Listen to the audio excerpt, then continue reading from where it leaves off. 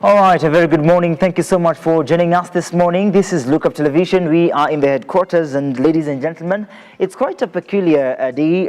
This moment, of course, we'll be engaging Chef Andrew, one of a kind. Now, the head chef, of course, will be able to understand the journey and how it has been to ownership. We'll be able to have that conversation. But meanwhile, there's quite a number of things that has been happening right in the Republic as far as the political space is concerned, and so many other aspects that will take the center stage across the divided ends in politics. And if you speak about this, unajua history ya Sifuna ambayo everyone has been speaking about it for quite a long number of times. Sifuna has been very vibrant in the spaces of the Orange Democratic Movement, and as well as, of course, as the Secretary General of ODM. Imekuwa noma sana. Edwin Sifuna, a national hero, and of course many other friends of Sifuna have commented this in regards to his dismissal that happened yesterday. My ground General Baba Raila Odinga hakunifunza woga, sitatishwa, sitababaishwa, sitaabudu mfadhili wenyu, sitakubali chama cha ODM kuuzwa, mimi ndio Sifuna. Quite very a sensitive matter this morning, and of course analysts say that there are many options that the former, now Secretary General Sifuna, will take, and atajua ni gani as time goes by.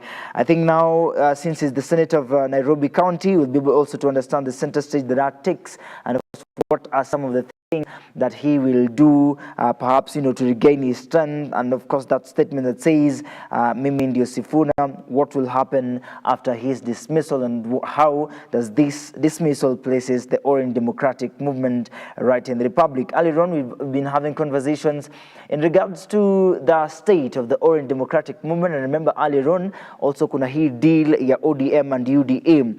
If this deal, of course, come to a perfect completion sealed, itakuwa namna gani, and what does this mean to the opposition? What does this mean to the people, of course, the supporters, and above all, what does this mean to the country as a whole? There's so much divided ends towards the state of politics. Let me read some of the opinions or some of the comments, because Edwin Sifuna is trending on X because his story imekuwa noma sana. So what are some of the things that people are saying pale kwenye mtandao wa X? Nairobians, between Sifuna and Jalango, who will you vote for senator in the coming 2027 general elections? All right. Edwin Sifuna, Pauline Joroge says a national hero. All right. Edwin Sifuna Battalion says mimi ndio Sifuna. All right. Asweta says who will test victory and become Nairobi senator. Okay. If senatorial election was to be held between Edwin Sifuna and Jalango, who will you carefully vote for? History ya senator ndo inaibua hisia. What will be the center stage above all? If at all this happens in the best way possible, where does this places Honorable Sifuna? We'll get to understand that. Honorable Peter Salasia says, congratulations to Edwin Sifuna. Now you have salvaged yourself politically. You're now free. We can now fight for Kenyans together. Removal of Sifuna is a win to Kenyans in general. I will now camp in Nairobi to campaign for you. I'm now ready to join the movement. ODM now enjoy broad-based hadi okufie huko. All right, that is Honorable Salasia. Otuoma the brand says, breaking news, all the loyalty I once pledged to Baba Raila Odinga in now Solomon transferred to Super Senator Edwin Sifuna. So help me God. And there's a number of things that people are saying out there kwa mtandao wa X. Tutajua itakuwa namna gani above all. The statement that mimi ndio Sifuna is quite trending. Captain Dominic Omondi says they are afraid of Edwin Sifuna. They're talking about how a Babu was thrown out of the party, and so they will remove Sifuna. They have now realized that if they remove Sifuna, they will lose ODM to him and will be left without a place to eat. All right. If you've listened or watched some of the interviews that now the former Secretary General of ODM has been having in the spaces, imekuwa noma sana, because I feel it was bound to happen. And of course, ODM was just waiting for the perfect time to have this dismissal. But because there's outrage out there, what does this mean politically to the Orange Democratic Movement? Of course, the Deputy Secretary General of ODM has taken the center stage now. She's the leading Secretary General of ODM. How will she be able to handle this with all these outrages poured out in the public? Mary Njoroge Sifuna is about to become the most influential political person in Kenya. He will go down as a young guy who refused to betray his people for a party position. And as well, history will judge you well, our dear brother. Okay. Level on Sifuna, of course, remember the outrage on the human immunodeficiency virus, which, has been trending also for a number of days because of the prophet Dr. Owuor, who of course imekuwa alarming sana because watu walikuwa wanasema kwamba HIV itakuwa healed namna gani. We need documentations or medical documentations to prove that indeed these patients were healed. Na imekuwa noma sana. On X, it says HIV totally deleted. Isaiah 53 verse 4, surely he hath borne our griefs and carried our sorrows, yet we did esteem him stricken, smitten of God, and afflicted. HIV totally deleted. Rebecca, who was born HIV positive, has been restored fully by the eternal blood of Jesus. Okay, a number of things are being said about HIV, and of course, Prophet Dr. Owuor is also facing backlash. Na wengine pia ambao wanamsupport. But the best thing is wale ambao wamemsupport sana wamesema kwamba will keep on with the healing and repentance ministry. This is the healing of Christ. This is the healing of the Lord. Earlier last week, we were also having a conversation on true healing. And is there true healing right in the Republic? I remember Reverend Benjamin Kasancha mentions, and of course, he also came out in the social media saying that indeed there is true healing, and of course, God heals. What is this effect of HIV? HIV is not stronger than heaven, is not stronger than God. So indeed, they were healed. Investigations on this healing are still underway. Reverend Benjamin Kasancha advises that kama mnataka investigate, you can come to us. Our doors are open for investigations if you do not believe that true healing works. National ID registration, jipatie kitambulisho, is also trending on X. Just get it. Mainan Kingangi, that is another talk of the town. Baba, Raila, and of course RIP ODM is also trending earlier on. The president had mentioned that, Azimio is nothing without Orange Democratic Movement. What those statements meant. I believe if we will have had political conversation this morning, we'll also understand what did those statements from the president meant right here in the Republic. Secretary General, of course, Edwin Sifuna is trending as well. Catherine Omanyo is trending on X, just in case the ODM neck forgot what Baba said when Sifuna speaks. He is speaking for the ODM party. Raila Odinga, now they have replaced Edwin Sifuna with Catherine Omanyo as the ODM Secretary General, who will be removed next. Right. Catherine Omanyo takes the center stage as the Secretary General of the Orange Democratic Movement. And of course, we are expecting, or they're expecting, a number of things to be done as far as her service is concerned as the SG of the ODM. Itakuwa namna gani? What are some of the things that she is looking forward to? Remember her statements when she was giving a media brief? Anasema kwamba, misconduct za former Secretary General Edwin Sifuna zimekuwa noma sana, and now it was time, and it was the best time to remove or dismiss Edwin Sifuna as the Secretary General. So we are hoping and waiting to see what are some of the things and the strategies that Catherine Omanyo will put in place to make sure that ODM keeps moving and running in the best and in the betterment of its direction, just as proposed by the ODM members. Edwin Sifuna removed from position of ODM SG, that is Madoka Kibet, HSC. Alfred Keter says, hello ODM Secretary General Catherine Omanyo Alsa, tuko pamoja.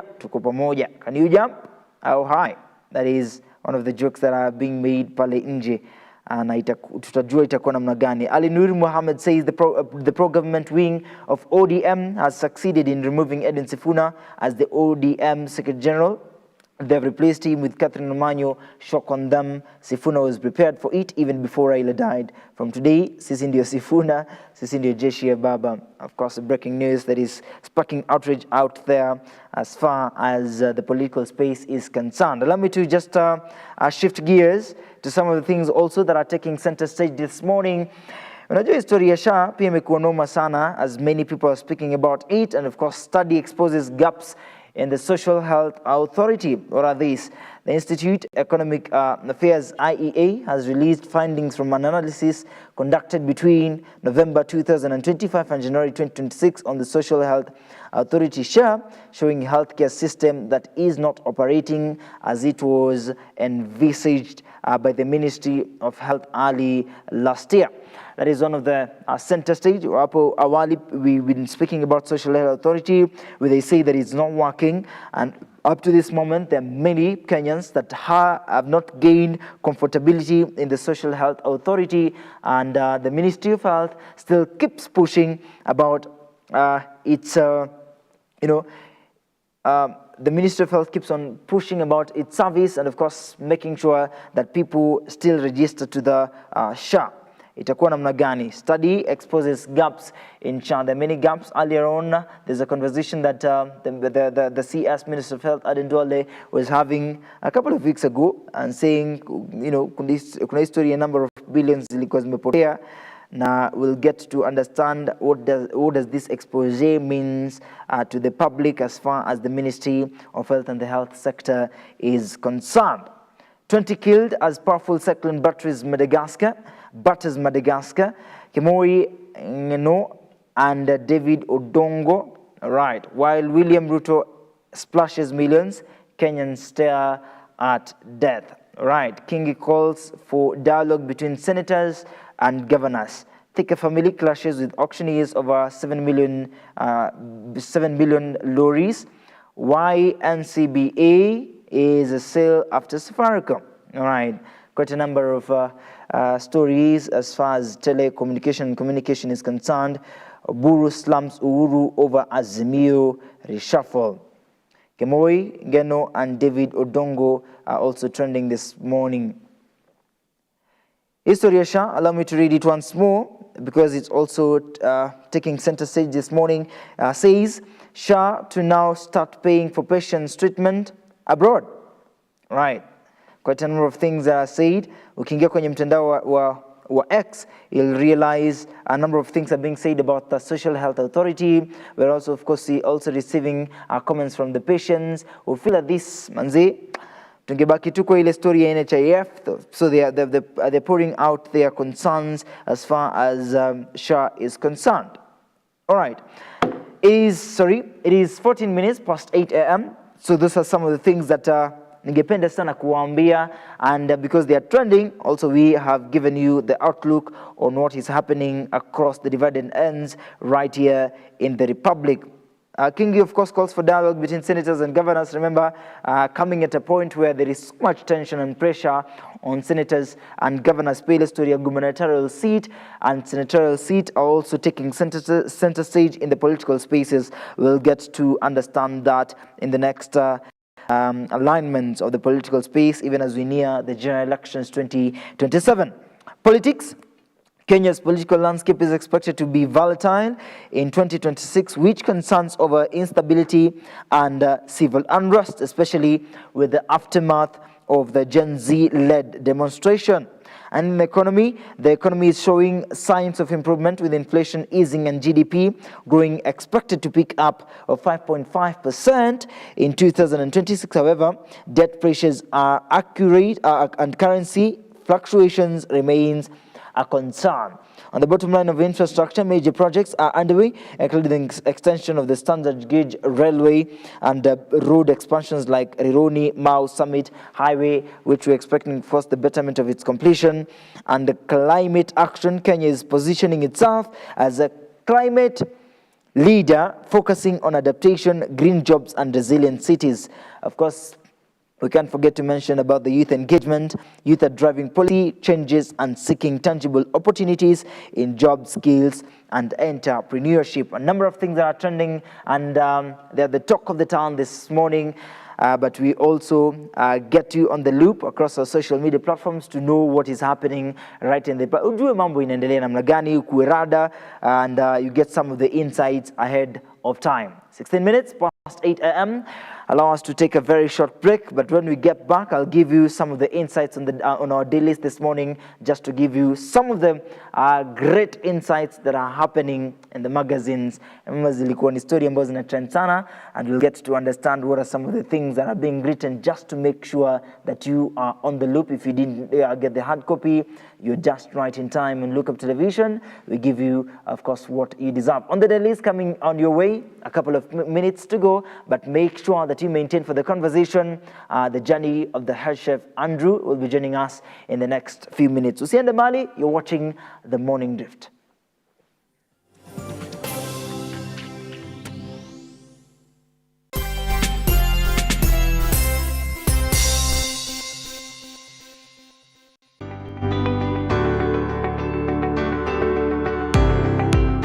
Taarifa zinapochipuka na kutufikia papa hapa kwenye makao makuu ya chumba cha habari cha runinga ya Look Up, kwenye taifa, kwenye serikali, kwenye bunge, tunajitosa hadi kwenye sauti ya wenyeji ili kupata tu maoni ya wenyeji kuhusu masuala haya yanayochipuka. Maana hii kitu inaenda kuumiza Mkenya kwa tax. Hakuna kitu tunafurahia. Nothing. Absolutely nothing. Sisi tunaumia, si ati tunaumia ile ya kiukweli. Juu maisha ni ngumu. Na bila shaka tunapata maoni yao ili sauti yao ipate kusikika.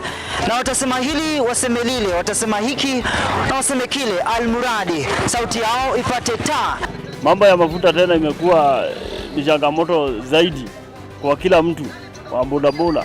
Uchumi ikikuwa stable, tunaamini mambo itakuwa sawa sawa. Kwanza liko na ria wasa wa boda, mama mboga nini. Hao sasa ndio wamefinywa zaidi mazuri.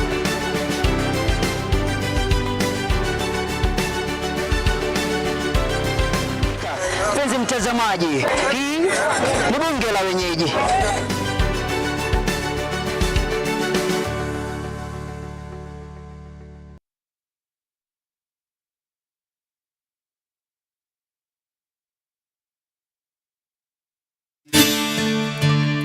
Do you need a dose of hope?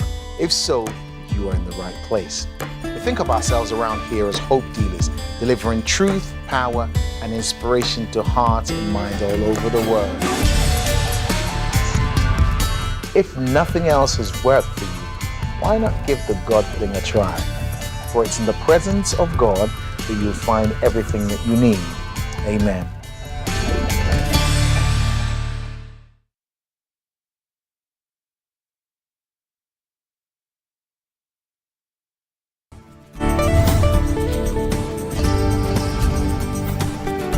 I recall the doctor telling me that day, he said, "Sarah, I'm sorry about what happened to you, but you see, life happens. You would have to learn to work with your hands, depend on your hands more." And today, if you're going through anything that you do not understand, just call on this name, Jesus, and he will save you. I realized I loved music when I was about 7 or 8. I used to puff my cheeks and play the 12-bar blues. Like I'd walk around the house doing like. Why do we need the Holy Spirit? I mean, if you look at what Jesus said when he was leaving, he said he is going and that he will send the Holy Spirit as our helper. So God knows everything since the end, from the beginning, has a plan for your life. So to find that plan for your life, you must find God. When you find God, you will know the path for your life.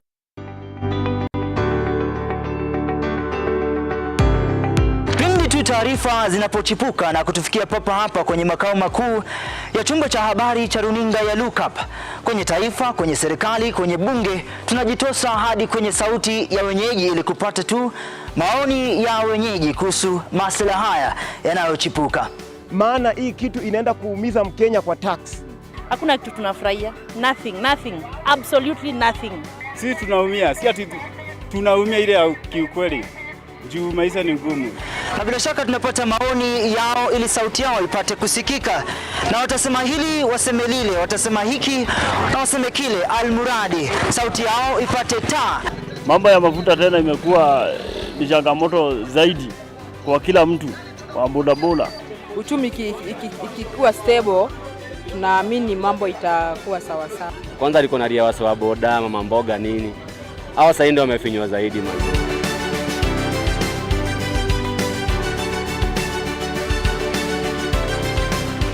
Mpenzi mtazamaji, hii ni bunge la wenyeji.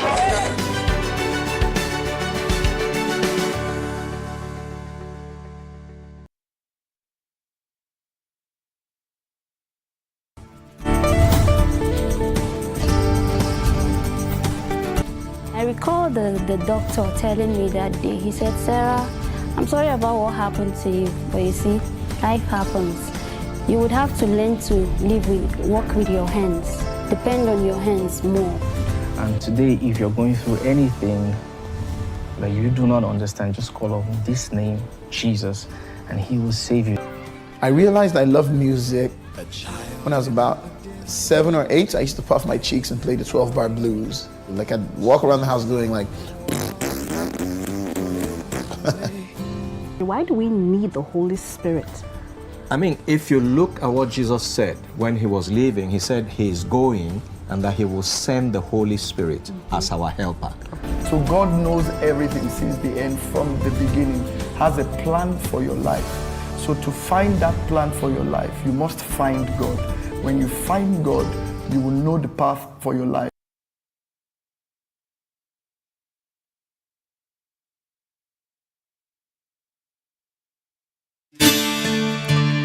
Do you need a dose of hope? If so, you are in the right place. We think of ourselves around here as hope dealers, delivering truth, power, and inspiration to hearts and minds all over the world. If nothing else has worked for you, why not give the God thing a try? For it's in the presence of God that you'll find everything that you need. Amen.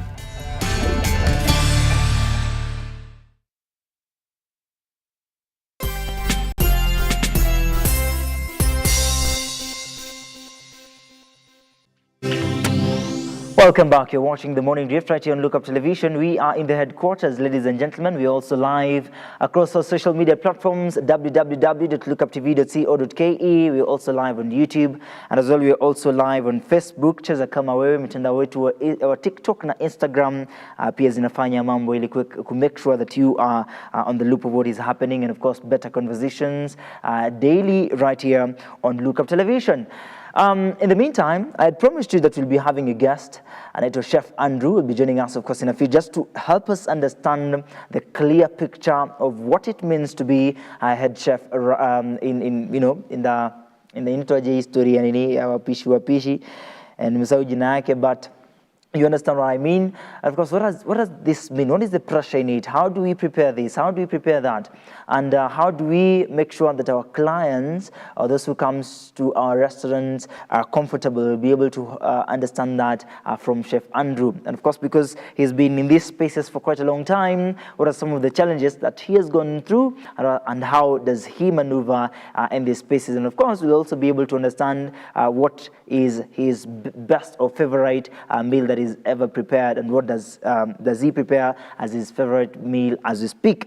I'm sure, of course, he'll be able to bring us mocha. We'll be able to, bite through as we read the dailies.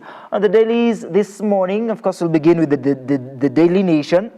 Says defiant Sifuna fired. All right, that is in the front page of the Daily Nation. Speaks about ODM rebels plan new parallel meetings. The ODM speaks about the Orange Democratic Movement, speaks about Sifuna's rebel. Of course, says Edwin Sifuna's 8-year tenure as ODM Secretary General was cut short yesterday after party leader Oburu Oginga moved to assert his authority following a rebellious streak by the Nairobi Senator. The Orange Party's plan to leave the Azimio coalition could also trigger a tussle for lucrative House minority post. post. You can watch that story or read that story on page 4 and 5 of the Daily Nation. Earlier on, I'd mentioned a number of things about the Senator Edwin Sifuna, who is now the former SG of the Orange Democratic Movement. What are some of the things that will happen after Catherine Omanyo now takes center stage as the SG of the Orange Democratic Movement? Kwa sababu Sifuna ametoka, itakuwa namna gani? We'll be able to have you on the loop, of course, in our political conversations to now understand what does this mean to the Orange Democratic Movement. Na nimekusomea pia hapo story ya Azimio.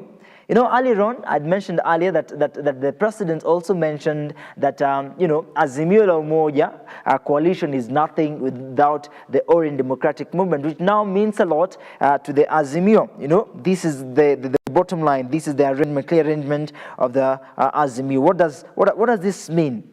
Our political conversations are out there, and of course we also expect your comments in regards to your understanding on the political spaces and understanding your ODM na Azimio. But that is what is taking center stage on the Daily Nation. Defiant, Sifuna fired. This picture indicates clearly that Edwin Sifuna, with the brains that he has and the wisdom that he has, is thinking of a new plan, a new design to unleash what he thinks is the right thing. Been very vocal in opposition and opposing and correcting the government. So what is thinking about? We'll get to understand that as well, but you can read that ahead, page 4 and 5 of the Daily Nation. Allow me also to read some of the things that have been placed right here on the Daily Nation. Says, Sakaja turns to Ruto for help in running Nairobi.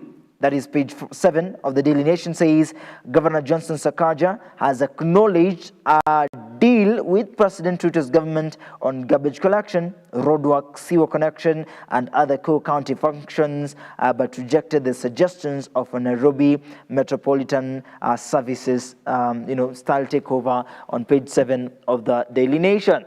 Partnership. All right. Drought scarce school meals keep learners at home. Says Maria Katanga, age 24, handles the carcass of her cow that died following worsening drought at village near Magadi in Kajiado on February 5th. Na historia historia drought imekuwa ikitrend pia, and you're hoping the ministries involved as far as drought consideration, inafaa ikuwe sasa an emergency na wasaidike ipasavyo. And of course pia tukizungumzia story ya drought, earlier on tulikuwa tumesemanga that kama hakuna food shule, we can't go to school. If you look at the counties like Turkana that depend on this school feeding program to maintain in school, inakuwa noma sana. So the Ministry of Health, the Ministry of Education, and the government as a whole will take center stage in enriching the feeding program despite drought that alarms in these counties.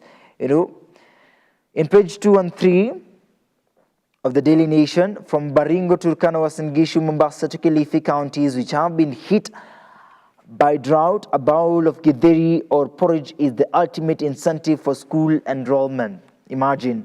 But the failure of the short rain seasons last year has aggravated a food shortage crisis, especially in the arid and conflict-scarred areas of Turkana and Baringo. For hunger-stricken children, the school feeding program is their only hope for a meal.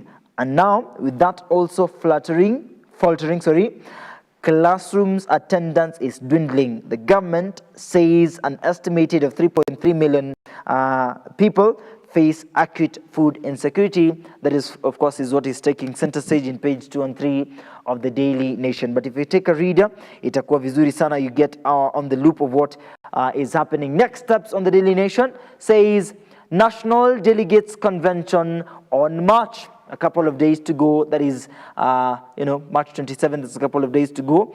You can read that on the Daily Nation as well. Meeting expected to endorse pre-election coalition deal with UDA. You remember the deal? Tulikuwa tumeshinda tukisema hapa itakuwa namna gani. Begin formal withdrawal from Azimio coalition. Party protest action by retired President Kenyatta to name Kalonzo Musyoka Azimio coalition leader. All right.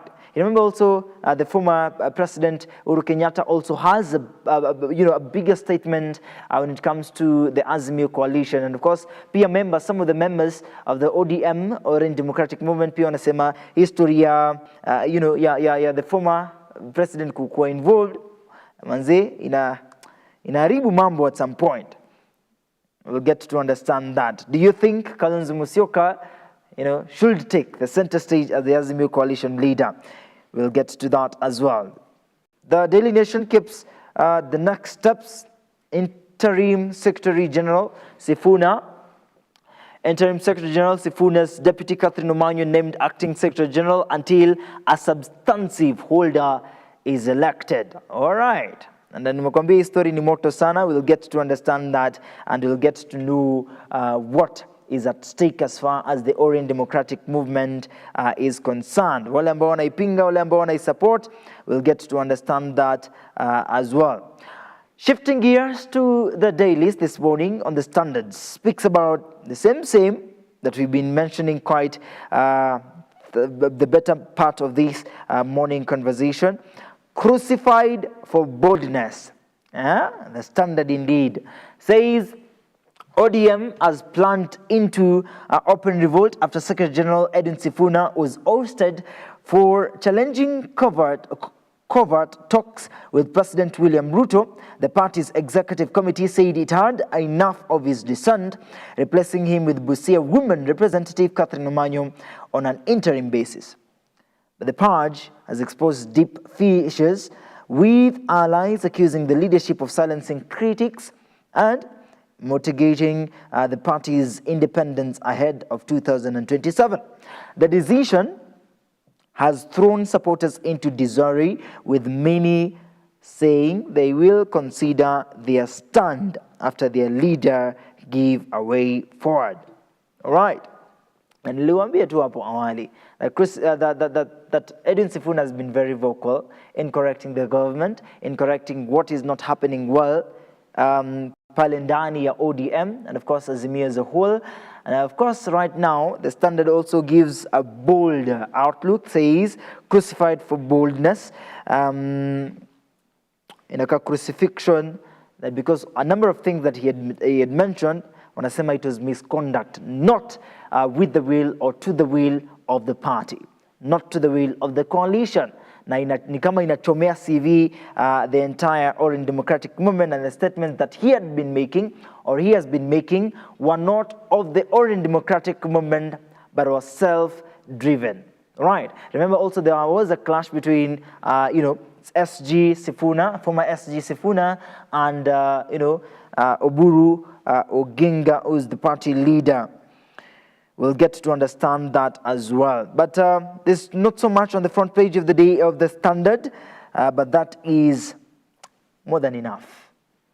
Listen to this. Kennedy Amiami says, "We're happy as the Mulembe nation that finally the battle lines have been drawn.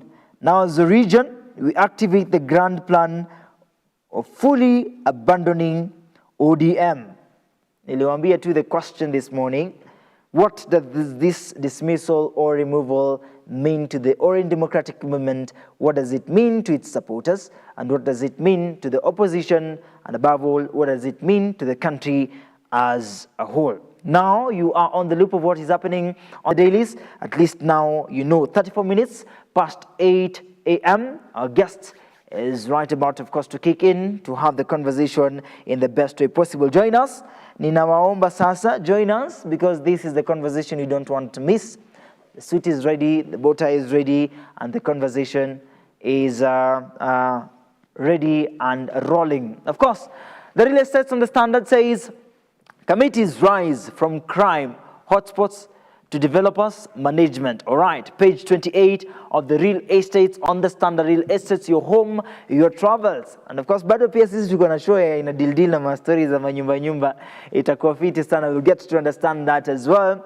Na pia ndawakumbusha nyumba yangu yenye najenga pale sio Kimau. You can't wait to see the report. SACCO staff struggle to market mortgages. Housing Developers race to meet 260 home targets. Tutajua namna gani, but committees rise from crime hotspots to developers magnet. Look at that sensation.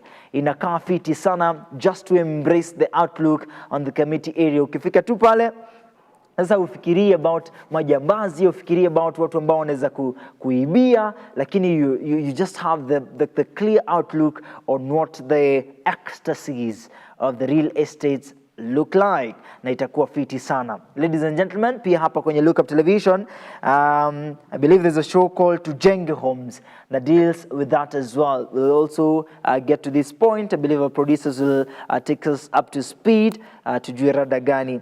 But I believe that from what we've mentioned, quite a number of things that are trending, of course, we'll be able to understand the betterment of where and the direction of this country, the beloved country, and Kenya as a whole. But ile story ya drought inafaa kusotiwa as early as now because wanafunzi sasa wameanza kuumia. Of course, pia story ya grade 10 pia bado hatujasort vizuri sana. We'll be able to understand that. The social and health hour this morning begins right now because we're talking about bolder steps as far as owning a restaurant is concerned. You know, from being a head chef to owning a restaurant. What does this mean? Niliwaambia ile story yangu nilikuwa steward, niliosha hizo vyombo sana. But this morning, it's not my story, but rather it's the man himself who's wearing a bow tie this morning and quite a peculiar suit of an owner indeed. It's nice to see you this morning. Please introduce yourself. Nice to see you too, Moses. Thank you so much. My name is Andrew Benjamin. Angale tu hapa. My name is Andrew Benjamin, a young and vibrant whose passion for cooking is top-notch. Amazing. Thank you. How top-notch? In matters ensuring that I do what I spent close to 4 years in school, it's done to my level best. Amazing. Yes. Andrew, smocha yangu iko wapi? Amazing, amazing. But you look lovely. Thank you. You understand the conversation, of course, we are going to have this morning, and there's so many people that also want to be in those spaces. How pengine wamekuwa stewards, wamekuwa in the you know, as head chefs, but this ownership brings a different idea on restaurants and you as an individual. We'll get to understand that. If you're watching us this morning, we're giving you spaces, of course, to comment on our YouTube channel, Look Up Television, our Facebook channel, Look Up TV as well. You can also, kama uko kule Marekani ama ungependa kuweza kujumuika nasi, www.lookuptv.co.ke, itakufurahisha sana. Na kama unataka kuinteract with us directly, use the WhatsApp number 0745762640 na itakuwa vizuri sana. Pia iko displayed hapo kwa screen. You can comment in the best way possible. Andrew, let's begin the conversation. Umesema you are a young, vibrant chef. And of course, young people also need these spaces. How fast did you begin your journey as a chef? It's some few years ago. All along, starting from being a steward to a waiter to now in the kitchen as a junior chef. Indeed. That was back then in the year 2020, immediately after graduation. And now 2021, coming now to the industry, having maneuvered as a waiter, then being employed. That is now back in Kisumu, trying with the waiter, which is also one of actually the best spaces in the hospitality industry, because when you try to gauge how much maybe a waiter gains at the end of the day is actually incomparable to the other departments. Indeed. Yeah, so when I say it's amongst the best departments in the hospitality industry, that is it. Then now to this point, now having served 2 terms as a head chef, actually in different hotels, it's such an amazing. Amazing, and I believe that amazing part we'll talk about quite a number of things about it. But let's get back to 2020 where you are a steward. Najua mtu akiona umepiga suti hivi hawezi imagine there's a point in time that ulikuwa unaosha vyombo. I'm telling you, it's not easy. And it happens that now there is a conference. You are having a certain conference, maybe 2 or 3. Like now, the hotel I was in, big up to Best Western Hotels, Kisumu. The hotel could hold even 3 conferences at a go. Now there's an instance where the plates are done. There are no plates to be used. All of them are there. The shelves are there. They need sufurias to be cleaned. My friend, unaona unakaa kama chura, yani umeloa maji. But at the end of it all, we just have to persevere, keeping in mind that there is that saying that also always keeps us going, trusting the process. All right, you trusted your process from 2020. So we want just to understand how the shift happened. Was it your personal decision that you decided now, I think I need to make an improvement in my space? And I see those chefs doing their thing, and I feel like I want to be in those spaces. How did this shift happen? The shift happened from there is the then head chef I worked under in Green Park Sandona Hotel, located along Mombasa Road, under Green Park Estate. Okay. He's one guy who really motivated me a lot. And as you also speak, he owns a 3.2-star hotel in Naivasha. And one of my HR from Kisumu, who also owns one, I actually had a meeting with them some 2 months ago, and we talked about it. And they really, really touched my soul when they mentioned about do not stay in the hospitality industry without having something to depend on. Do not rely too much on employment, especially having worked as a head chef, because you see, from the head chef, where else do you go? Indeed. Yes, you don't yearn to be employed as a manager or rather as the owner of the premise. It is just shifting to another direction, Indeed. Which is entrepreneurship. Entrepreneurship. All right. So umemaliza steward, unataka sasa kuwa chef, and then now to the head chef, and of course now to ownership. Of course, we're just trying to lay a foundation to understand yenyewe it's not that easy that you jump from this point to the other point. There is a particular discipline and journey that one has to undertake. As a steward, what are some of the things that you really put in place to make sure that his story, head chef, will come to life?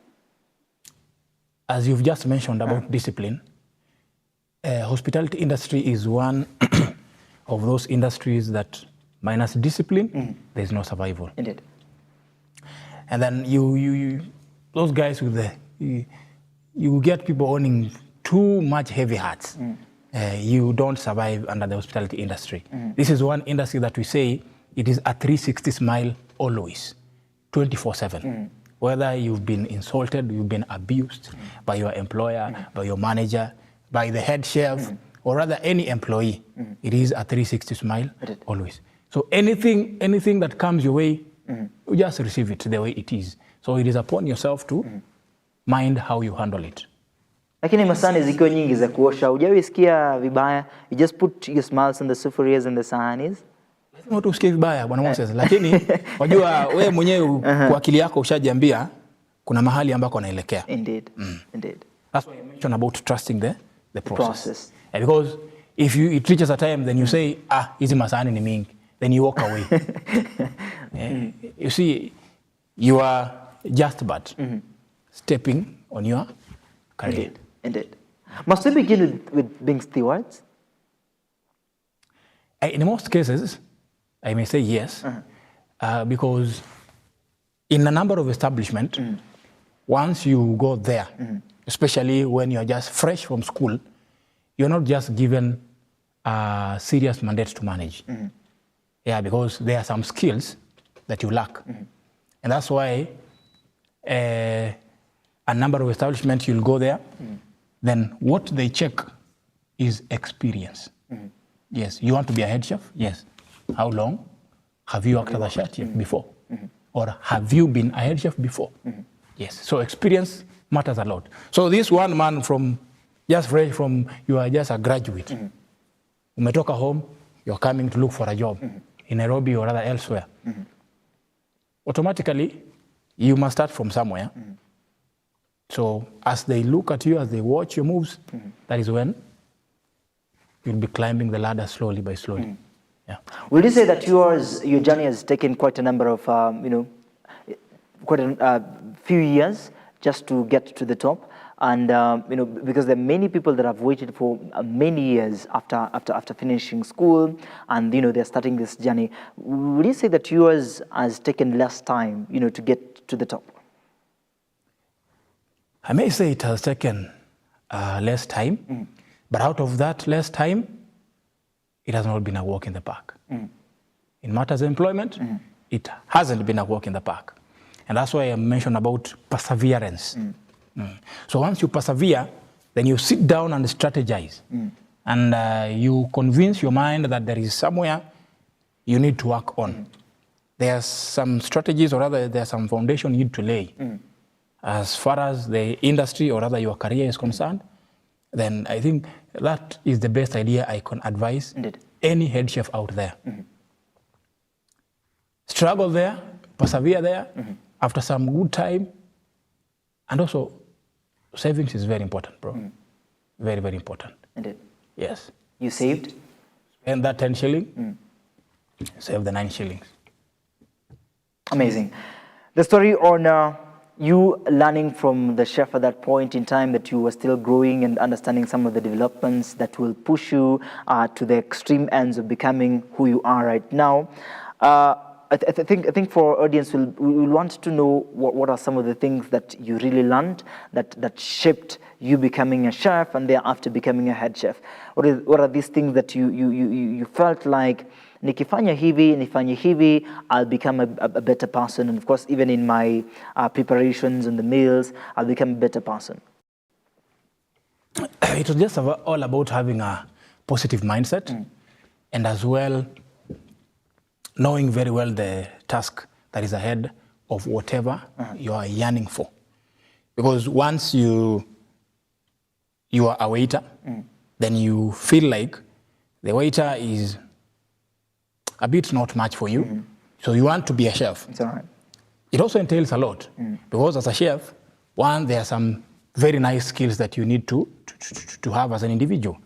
Because a chef who has no basic knowledge on ingredients, who has no basic knowledge on maybe spices, on knife skills, then you cannot yearn to be a chef. Yes. All right. So there are some key things that you need to grasp as an individual to move to the next level in the culinary industry. Indeed. Now the head chef. Becoming the head chef, and of course there's so much responsibility in your plate, and there's so much need for that organization you're working for, or the restaurant you're working for, and they need an output. Despite the fact that now there's just the title and the name, they still need you to do some few things, some many things to make sure there's some particular establishment. When we talk about that, how would you rate your restaurant? At the moment, I'll rate it at 2. 2, although I'm trusting that by next year, I'll be heading to 3. Yes. At the moment. Are you still the head chef, or are you still the head chef, or you're an owner at this point? No. I'm now concentrating in ownership, in my own space. Yes. All right. In 2024 and 25, you had the better part at Jiggy Kitchens, Jaggi. Yes. You made sure that things are working out and the meat is coming out clear. Indeed. And of course, I believe that that place also molded you to become an owner in the entrepreneurial sector in the restaurants. What really made you have this shift and the thought that I need now to start my own? Was it the desire of the output at Jaggi or the other places that you've worked for, or was it just the enrichment as your end goal? What is this intent mission that you had in your mind, just to have your own place, not only as the head chef in that place, but also as an owner in that place? What really came to your mind? Starting over from the passion I had from the food industry, and the key ideas that I had grasped from my former boss, that is Mr. Jaggi Philip himself, the owner of the Jaggi Kenyan Chicken Restaurant. And also being there, at least it molded me in matters managerial skills.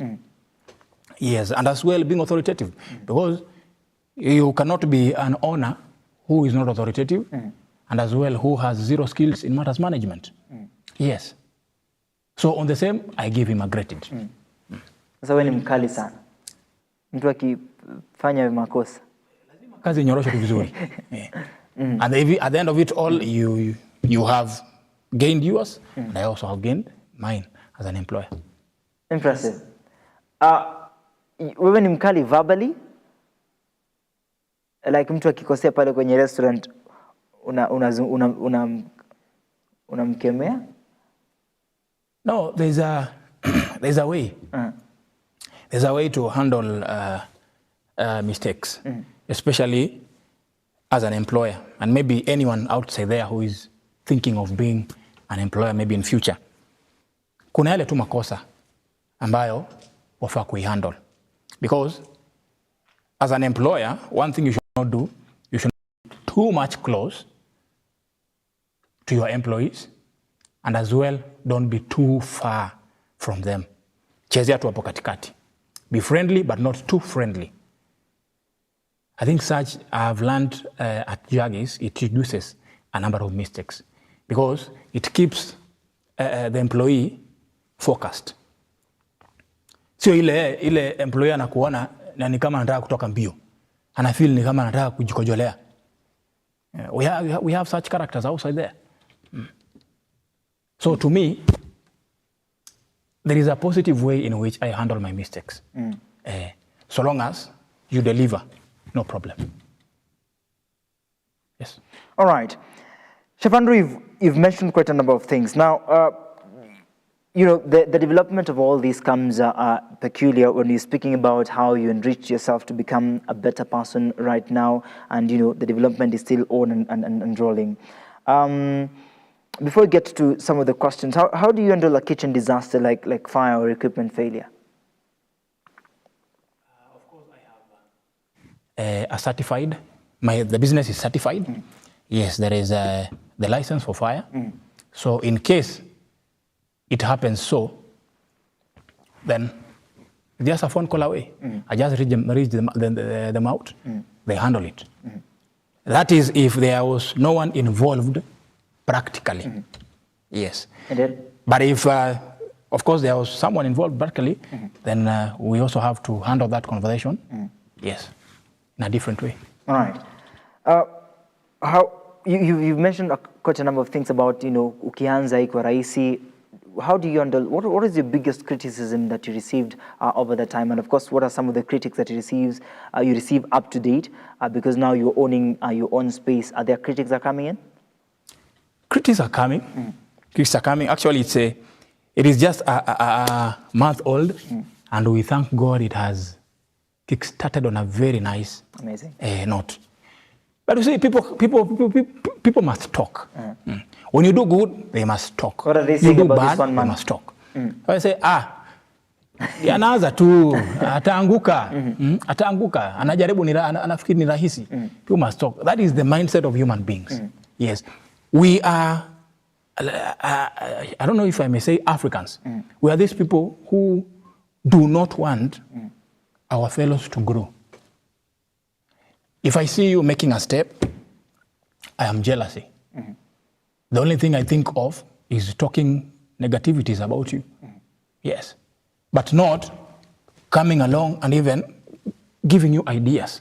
Ideas on how you can maybe make a certain space to grow. All right. Before we get to what your restaurant, you know, offers and many other things about your restaurant, I believe with ownership comes responsibility as well, and there's so much responsibility in your plate because you are in charge. There is the income, there is the services that needs to be delivered, and these are in your head.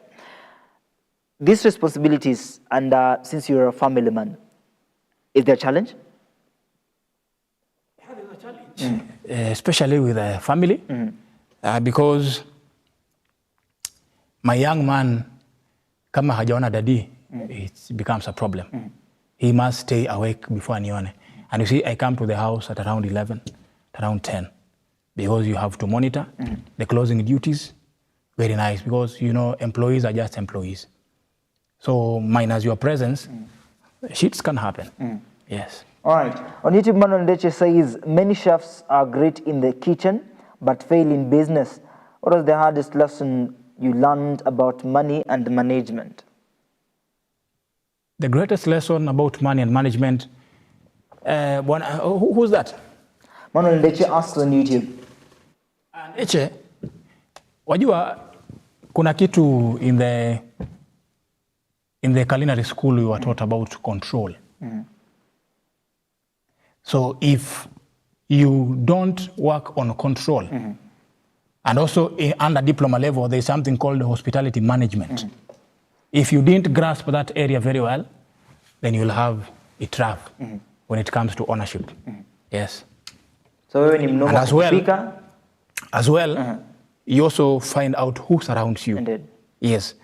Your space should be surrounded with people with great IQ who can also advise you on 1, 2, or 3. Yeah, because in this thing, you don't survive alone. Yeah, even the president has advisors. We don't want to talk about the president right now, right? All right. So there's also the aspect on food trends. How do you stay in touch with food trends to make sure that your environment is boosted by adaptable food trends?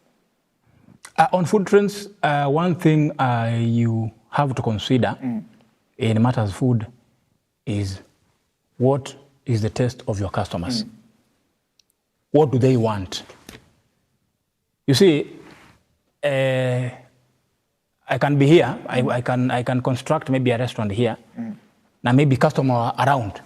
All they want is a barbecue. So you also have to know their taste.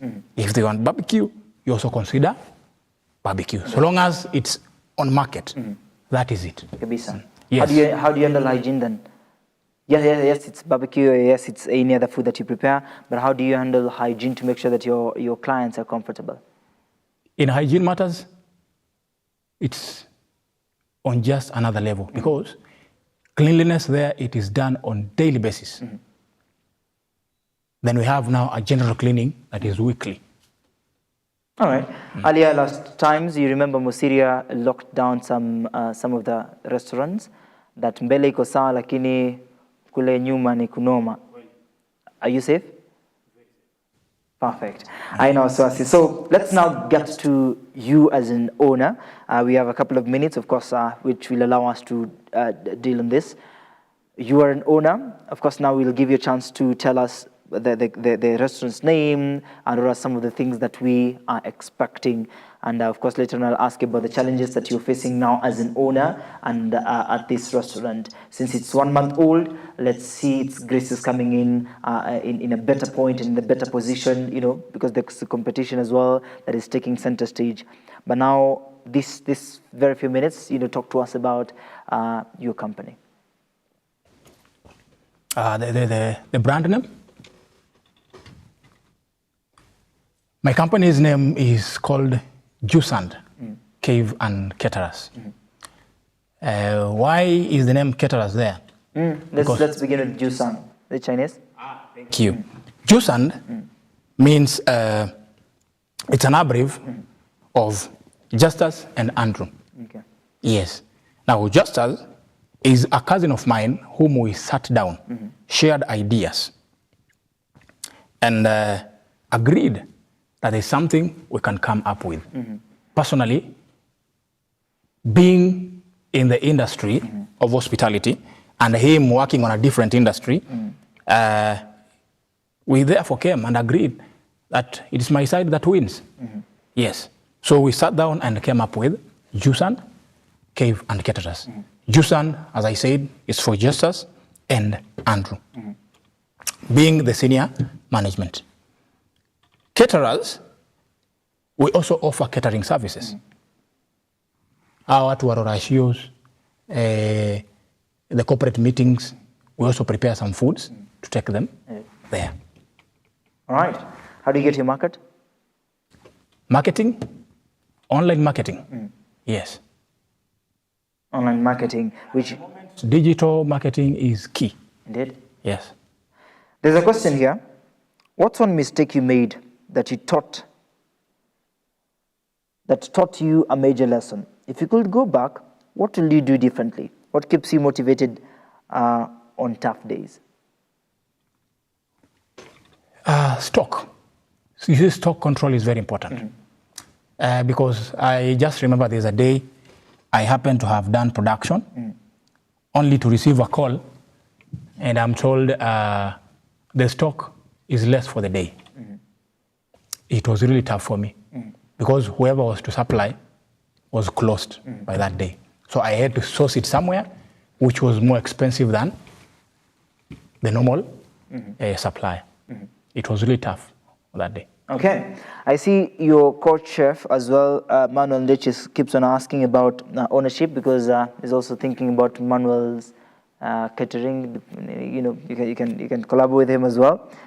He asks, when you became an owner, did you discover you were a better chef than a leader? What mistakes proved that you are? When profits dropped, did you ever consider lowering quality, cutting staff unfairly to survive?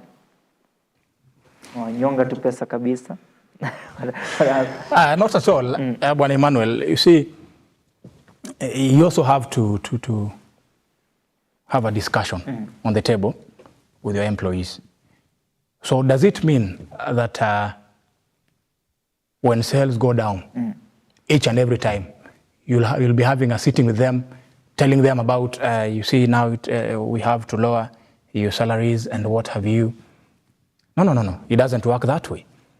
Number two, with the menu, you don't have to lower the cost. Why should you? If you have said ya kwamba beef is 300, then because now the market is low, you say we shall be doing beef at 250. Under the market space in the hospitality industry, there is something called promotion. You need to work on promotions to ensure that the price of that beef stays stiff. Yeah. If I come today at Jason, what am I expecting? Very nice and delicious meals. Yeah. Simple? Not as simple as much. Yeah, but they are also, I have a number of African dishes. Okay. Yeah. Kama matumbo. You will get matumbo. I'll give you a chance now because there's someone that wants to eat and, wants to get a place that, as you've mentioned, juice and, African dishes and a couple of, menu that are offered there. If I come today, if someone comes today, give us the breakdown on the menu. Thank you. When you visit Jusan today, you'll have a taste of an African breakfast. You'll get groundnuts there, you'll get cassava, you'll get arrowroots, you'll get yams for breakfast.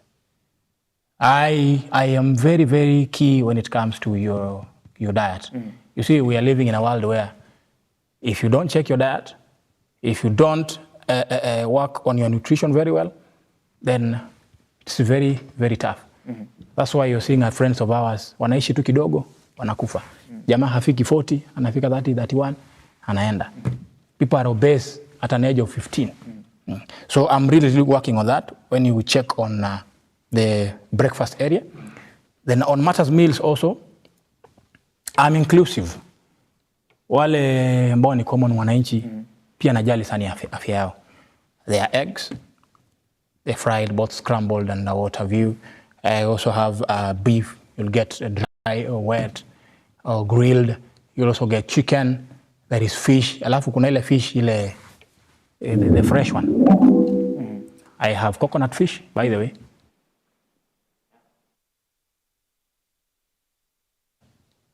Very nice, very tasty, very yummy. Impressive. All right, looking forward to get there as well. Sure, you are most welcome, by the way. When you're thinking about how you talk to us about the location. A better Past market, Umoja Market, you ride some 700 meters, umefika. All right, perfect. That's certified. The business is certified. Yes, there is the license for fire. See, look nice on TV. Like Look nice on TV. I see, I see. I just didn't believe they handle it. That is, if there was no one involved, practically. Yes. But if, of course, there was someone involved practically, then we also have to handle that conversion. Yeah, in a different way.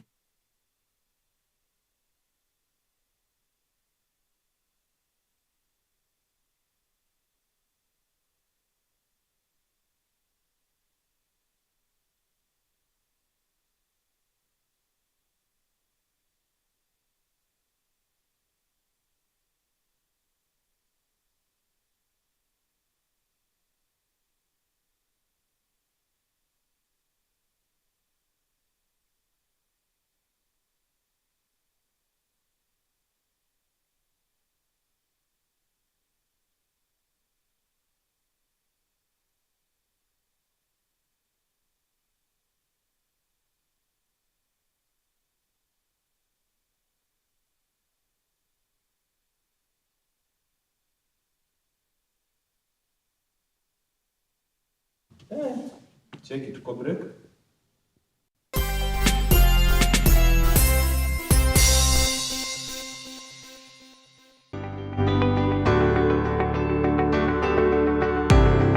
Pindi tu taarifa zinapochipuka na kutufikia papa hapa kwenye makao makuu ya chumba cha habari cha runinga ya Look Up, kwenye taifa, kwenye serikali, kwenye bunge, tunajitosa hadi kwenye sauti ya wenyeji ili kupata tu maoni ya wenyeji kuhusu masuala haya yanayochipuka. Maana hii kitu inaenda kuumiza Mkenya kwa tax. Hakuna kitu tunafurahia. Nothing. Absolutely nothing. Sisi tunaumia, si ati tunaumia ile ya kiukweli. Juu maisha ni ngumu.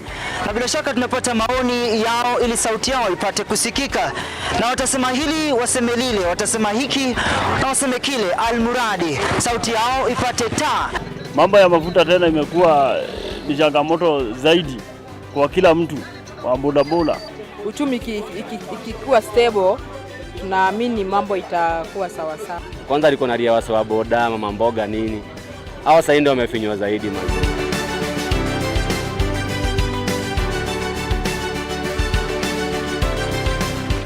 Mpenzi mtazamaji, hii ni bunge la wenyeji.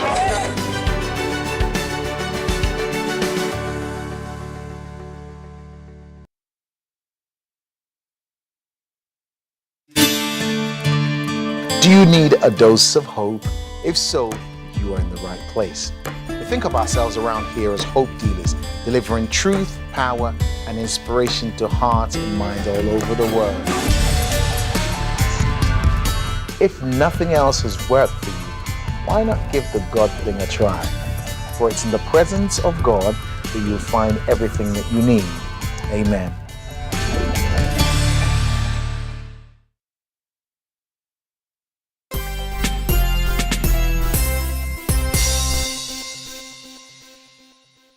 So much. Welcome back. We apologize for that technical hitch as well, but it keeps us rolling day in, day out for the betterment of the live stream. So we are back. Of course, let's listen in. We were just winding up about the conversation on so easy challenges Mesha kupiga, and you understand what's the taste of business because now you are an owner.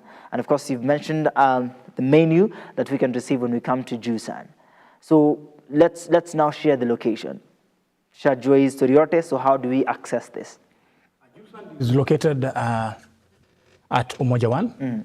Yes, just some 700 meters from Umoja Market. Yes. Amazing. Accessible? Very much accessible. It's just along the highway. All right. There is a client out there, there is someone out there that wants to eat kabisa. What is this one as an owner? Ebu ongeza lugha ya biashara. As an owner, what are these statements you could tell them? They want to come and eat, they want to come and spend time there. What are some of the things that you would wish to tell them? I may tell you that at Juice and Cave, this is one of the best restaurants around Umoja, and they are one that are very much pocket friendly with very nice, delicious meals. Having a taste of it, you will never eat anywhere else. What is the cheapest food? The cheapest food is chapati. That goes at 40 shillings. Yeah. Chapati ya 40. Chapati ya 40. All right. Chapati kwa? Oh no, just chapati. Chapati is the cheapest. Chapati dondo at 40 shillings. Chapati dondo goes at 180 shillings. Okay, that's the cheapest. That's the cheapest. So kwa sisi wenye tuko na pesa, kwa wenye mko na pesa, naweza kutengenezea coconut fish. Yes, at only 350 shillings. Amazing. Coconut fish. Yeah. All right. When an organization wants to come through, like a big organization as Lookup wants to come at Jusana, will they be accommodated? They will. They will. There is space. Very much accommodated. Amazing. At least in charge of Chaponi 40. Kabisa. I'll count there. So, amazing. Yeah. Thank you so much. We are about to wind up. Your last remarks kindly. And how can we get in touch with you? How can we interact with you? And of course, you'll share with us your numbers so that if there is someone that wants food as well, and is a kusaidia, because this now is the element of this engagement. Sure. You are very much welcome at Jusant, Kievan Caterers. Just as I said, it is the home of perfect and well-made, delicious African meals. And on the same also, you can find us, or rather you can find Jusant. You say, no, Jusant is not myself. Andrew, Jusant is on its own. You can find Kina Jusants at on Facebook, on TikTok, Jusant Kievan Caterers. You'll also find them on YouTube. Yeah, because we are actually working on the social media handles to ensure that the same is facilitated. Most especially on YouTube and Facebook. Yes. Jusand. Okay. Thank you so much for making time this morning.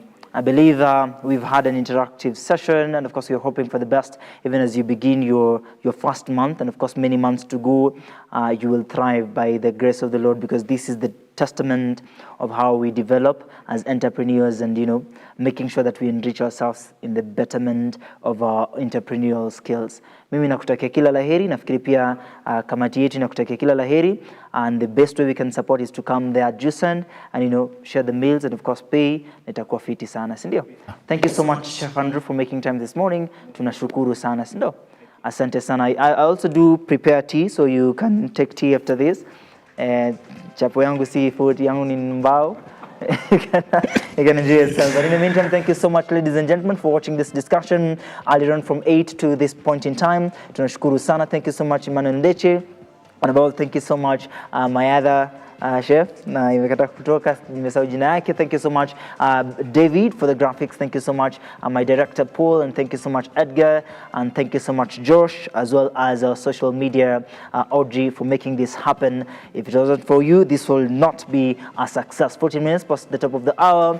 We are requesting, of course, you to keep on interacting with us on our social media platforms for the of all our engagement. In the meantime, we've made it a success right here, the Social and Health Hour, the Morning Drift. It is a good job, well done. Let's go now eat at Jusant and of course feel the betterment of our engagement. Look Up Television is right here. Interact with us on 0745762640, our YouTube Look Up TV, our Facebook Look Up TV, and as well www.lookuptv.co.ke. Above all, it could be done better than this. See you next time, and of course see you tomorrow as we interact on the Entertainment Friday. Remember, Valentine's is coming, so tunafanya tu mipango vile inafaa. If you know a couple, interact with us tomorrow, because we're going to know if it's a matter of money, it's a matter of food or enjoyment, or what is this about love, or what is this about Valentinos. Of course, see you tomorrow as we deliberate on that as well. Take care of yourself. Until next time.